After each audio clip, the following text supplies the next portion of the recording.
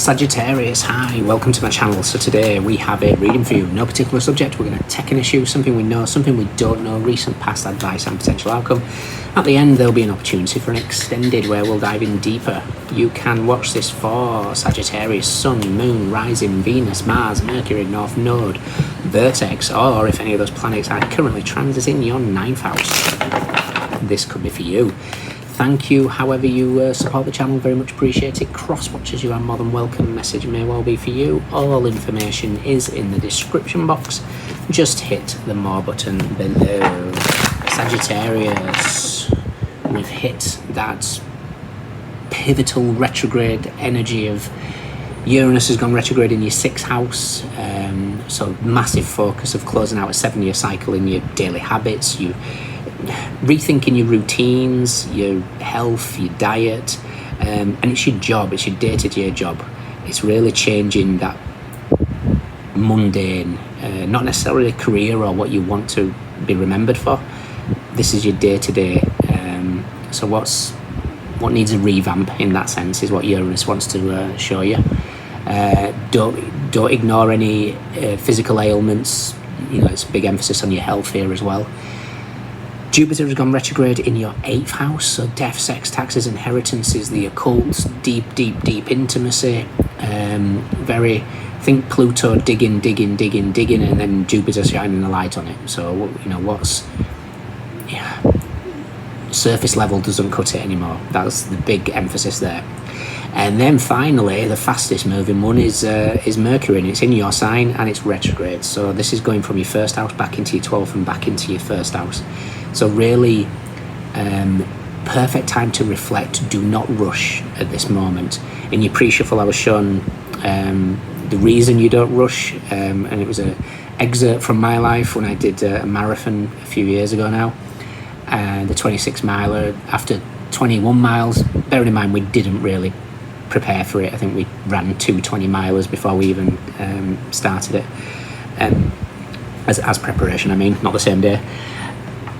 And by the time I got to 21, I had nothing left. My hips had gone, my knees had gone, my ankles had gone. However, when I got to the 26 mile and I was walking that part, and they got to the 26, and I was like, I'm legging it, I'm sprinting down that last bit.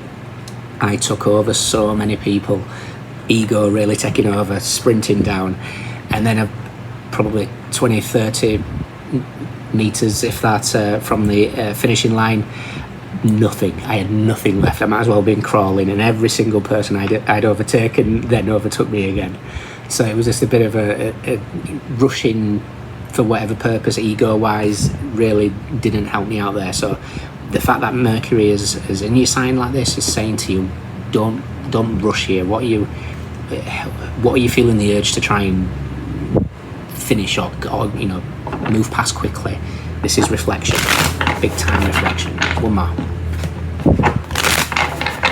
Sagittarius, what's going on? We have the 7 of Cups. As we speak, Venus has moved into Scorpio. So Venus is in Scorpio as we speak.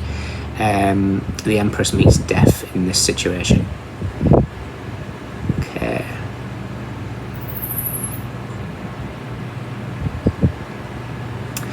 That could be a little bit of a spanner in the works as well, because Venus is very, you know, she wants to feel good. She wants to look after ourselves, and when it's in the 12th house, it can result in escapism to a certain extent. So be mindful of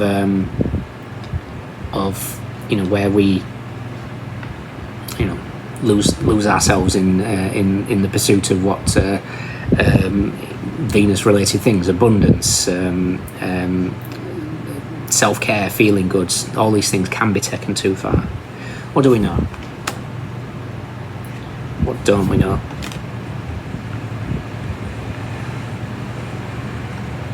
Recent past.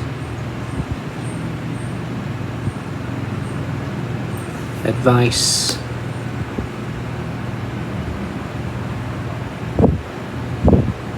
Okay, really pay attention to, there's a separation that's happening here, and I think it's the separation is kind of like a liminal space. So this could be you.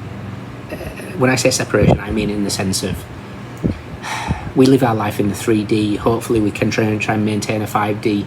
This is the 4D. This is the fourth dimension. This is where the emotions are really at play. And you're being asked to kind of dwindle here, because you're going to see like a disparity. You're going to see some sort of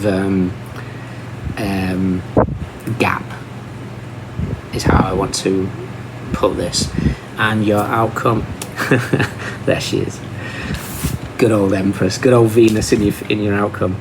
Okay, so she's really completing something here. This might be where you self-sabotage for in terms of other people, friendship groups, emotional capabilities, recognizing the time that you need.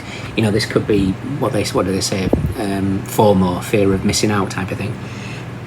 This could be really highlighted here by circumstances dragging you into a situation where you really, it's like, I ain't got the energy, I don't want to do this. And seeing who's on your side, who isn't, who respects your decisions, who doesn't. Interesting. We have the High Priestess at the bottom with the Nine of Wands, which is your card. The High Priestess meets Temperance, Moon in Sagittarius, Two of Swords, the Emperor, the Fool, Four of Cups, Eight of Pentacles, the Sun, and the Six of Swords. Okay, the Six of Swords I think is literally 6 weeks. There's something about a 6 week. It does. I'm going to take that as 6 weeks. There's something about 6 weeks, because it's going to take you into the Sun in your sign. So birthday time, happy birthday if I forget next time.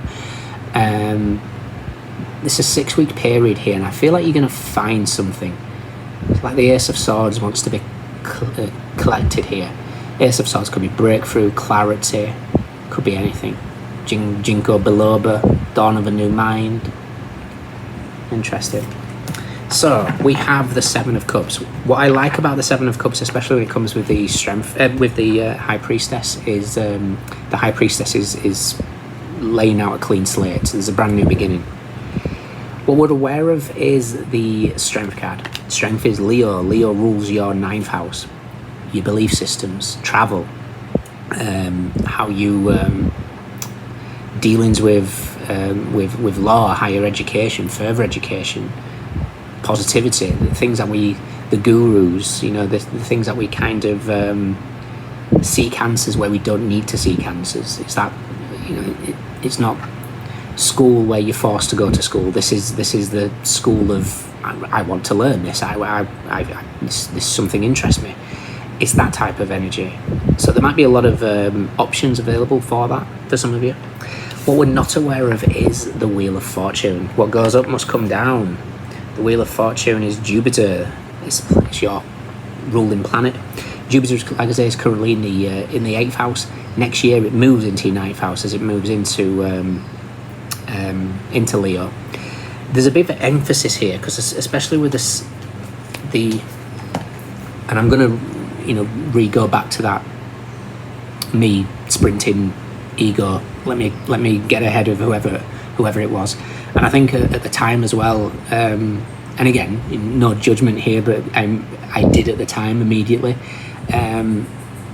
I'd overtaken a chap who was probably double my age at the time, and he then still ended up beating me.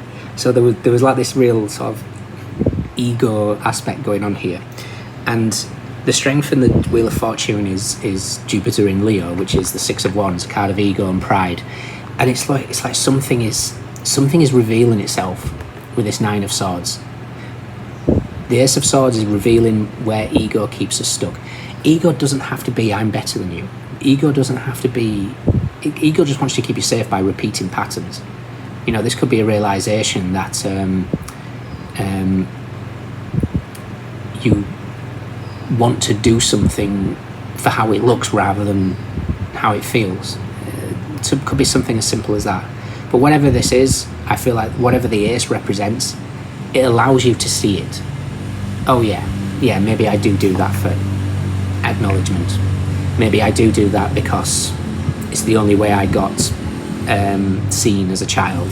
Maybe the only reason why I want to do this is because somebody else said it was good for me rather than what felt good for me personally. Whatever, it could be so many things. But it's a realisation that's coming, which is good. Recent past is the devil. The devil is the whisperer. It's Capricorn energy. Capricorn rules your second house, so this is how you value yourself, possibly. You know, typically the devil, the second house is Venus ruled because it's a Taurus energy originally. So this could be, you know, where do we value ourselves based on Capricorn energy, which can be, you know, gather as much as we possibly can to our detriment sometimes. It's the card of workaholic. It's the card of always reaching the top. The Capricorns are always reaching the top, but the shadow aspect of it is something usually has to give.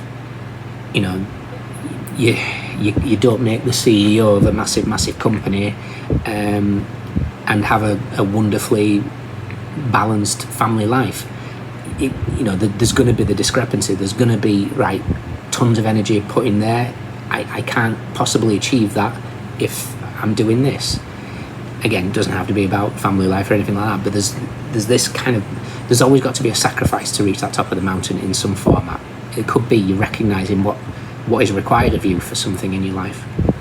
Your advice is the King of Wands. King of Wands is you. It's your card. King of Wands is 2 parts Sagittarius, 1 part Shadow Scorpio. I think the fact we've got Mercury in your sign, moving back into Scorpio, moving back into your sign, it's about doing things that's good for you and not rushing. Being here now, knowing you are the King of Wands, the visionary. We can see the bigger picture.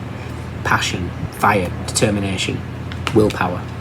And then your outcome, like I say, is the Empress. This is abundance. It's like your abundance does get here, but there's like this dynamic at play. I mean, if you look at this wedge, we've got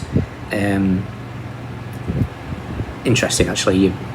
The ultimate outcome is Shisandra, really, because we've got Jupiter and Venus, which is Shisandra in the herbal astrology, which is represented by Temperance, which is you guys. It's balance, it's grace, it's euphoria, it's that feel-good aspect.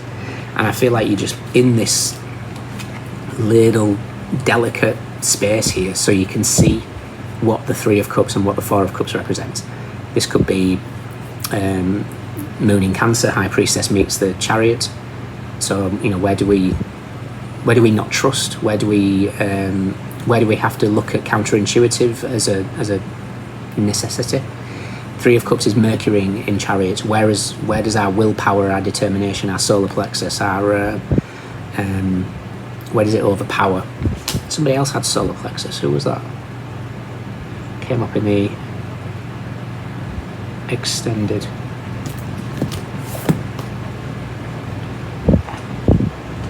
I can't remember who it was, but I'll just quickly touch on.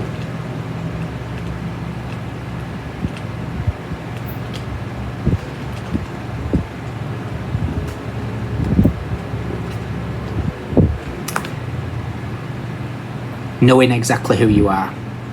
Gone are the days of confusion and blurred lines. That's what's happening at the moment. Blurred lines, confusion. I think what happens during this process, retrograde Jupiter, retrograde Mercury, I'll throw in there Uranus as well, just for your daily habits and to, you know, your duties. There's no more confusion and blurred lines. You know who you are, you know what you want, and that's what the King of Wands represents. He knows what he wants. He knows what he wants and he goes to get it. I like it. Right, we're going to check out the Death card to bring together the 7 of Cups and the Empress. 6 of Wands we've seen. Okay. There could be an irritation that's happening at the moment for you. The reason why I say irritation is because we've got the Devil and the Empress. Now, if we look at that as just the numbers, it's 15 and 3, 153. 153 in Gematria is Mapacho. Mapacho is a tobacco from Peru. Well, I first met it in Peru, whether it's elsewhere, it'll be Amazon anyway. It draws out the devil, basically. It's an irritant. It pulls out shadows. So there could be something along those lines. Doesn't mean to say you smoke, it doesn't mean to say you've come across Mapacho, but there's something in your environment to draw it out, which is good. And it could just be Venus in your 12th house that's doing that. So, Four of Cups, which is above, is with the Fool and the Eight of Pentacles. That's to do with Uranus in your day-to-day. Three of Cups underneath. Oh, I want to see where the Ace of Swords is as well.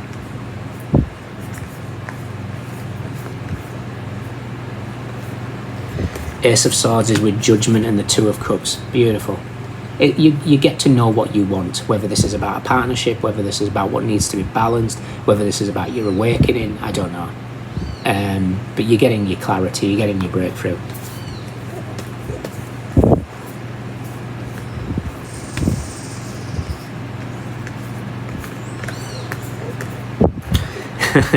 Can't make it up.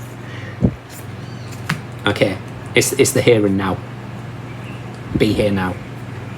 Death is with the Mercury in Sagittarius, which is what's retrograde, going back into death. Sun in Scorpio, where we are now. Four of Swords, Jupiter in Libra. Finding that peace, rest, relaxation. Don't rush too far ahead. Humility will kick in, and you'll be overtaken in your marathon. So there's just something here about recognizing where we try to rush ahead here. But there's going to be no more confusion. Like I say, there's something within your solar plexus here that's really, very grounded. Queen of Pentacles, 2 parts Capricorn, 1 part shadow yourselves. So this could be really recognizing our inner shadows and utilizing it into power. Fantastic. Sagittarius, no longer confusion. Whatever has been confusing. Might be a little bit of humbling in between, possibly. Maybe recognizing if it's Uranus, I can no longer continue the path of whatever it is I'm doing daily. It's something that can't sustain me anymore. Whether this is health, diet, whatever it is, there's a big shake-up that's here. And you've been in that liminal spot. And I think whatever this liminal spot is showing you that discrepancy between the 5D and the 3D and where the devil whispers. Okay? Fabulous.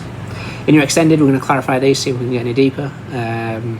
If you enjoy me, fantastic. If not, let me know if it resonates. We have Venus in Scorpio, Leo, Sagittarius, Capricorn, Taurus, Libra, Cancer, Pisces, Moon in Sagittarius, Moon in Libra, Aries, Gemini, Aquarius, Moon in Cancer, Sun in Virgo, Leo, Mercury in Aquarius, Moon in Aquarius, Jupiter in Leo, Mars in Gemini, Cups, Wands, Swords, Pentacles. Everyone's here. Those are your standouts. Let me know. Take care. See you soon. Bye.